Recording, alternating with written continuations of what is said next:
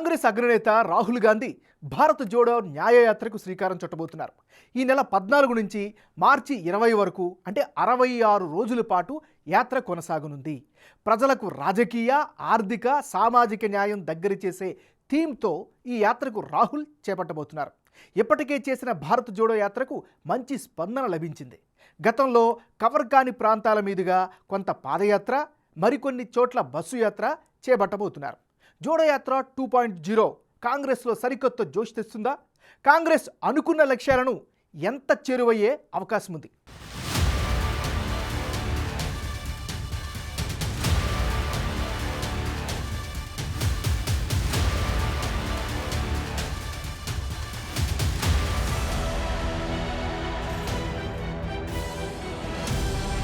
భారత్ జోడో న్యాయ యాత్ర సంచలనమవుతుందా?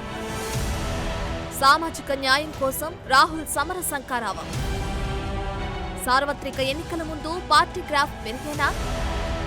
ప్రజల మనసులు గెలిచేలా వ్యూహాలు.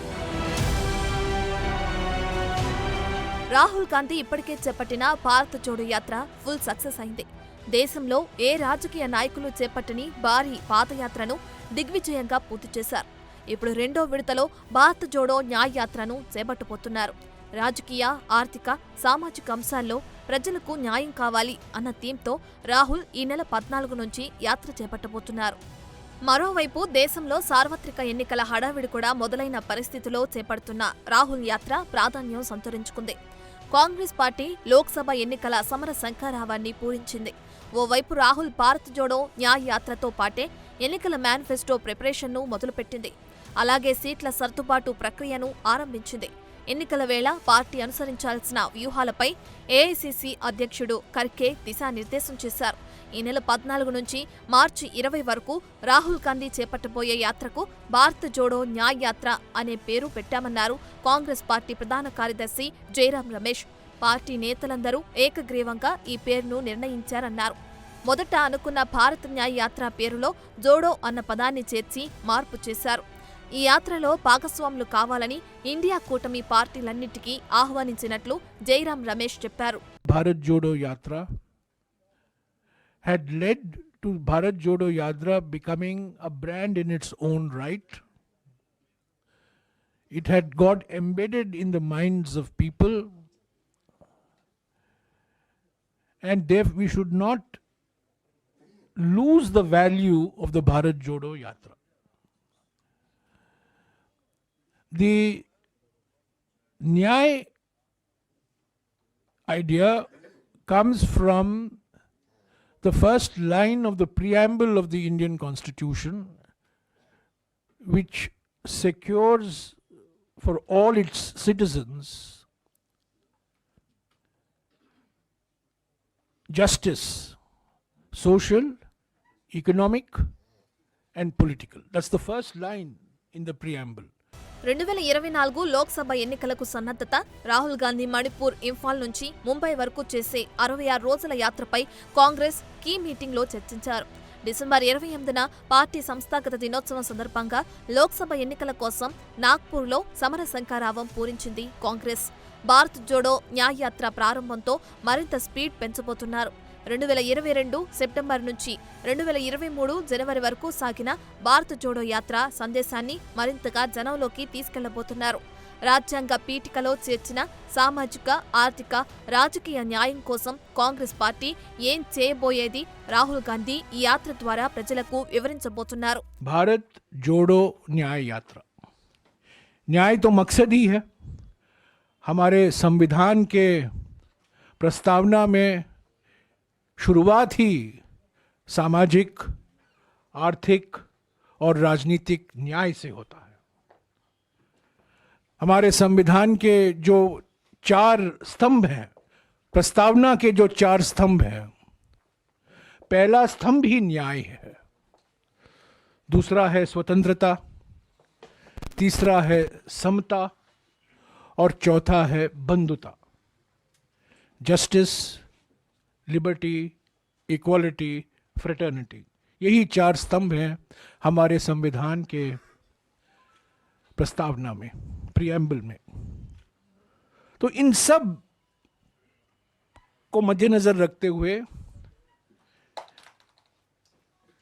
सर्वसम्मति से यह निर्णय लिया गया कि भारत जोड़ो यात्रा से जो हमने सफलता हासिल की थी, भारत जोड़ो यात्रा का जो असर न केवल हमारे संगठन पर परंतु हमारे देश की राजनीति पर पड़ा, उसको हमें भूलना नहीं चाहिए, उसको आगे ले चलना चाहिए। इसलिए इस यात्रा का नाम भारत जोड़ो न्याय यात्रा होगा। జనవరి 14న మధ్యాహ్నం భారత్ జోడో న్యాయ్ యాత్ర ఇంఫాల్లో ప్రారంభమవుతుంది. మణిపూర్లో 107 కిలోమీటర్ల దూరం యాత్ర కొనసాగుతుంది. ఆ తర్వాత నాగాలాండ్, అస్సాం, అరుణాచల్ ప్రదేశ్, మేఘాలయ, పశ్చిమ బెంగాల్, బీహార్, జార్ఖండ్, ఒడిశా, ఛత్తీస్గఢ్, యూపీ, మధ్యప్రదేశ్, రాజస్థాన్, గుజరాత్, మహారాష్ట్ర వరకు మొత్తం 15 రాష్ట్రాల మీదుగా ఈ యాత్ర సుమారు 6713 కిలోమీటర్ల దూరం కొనసాగుతుంది.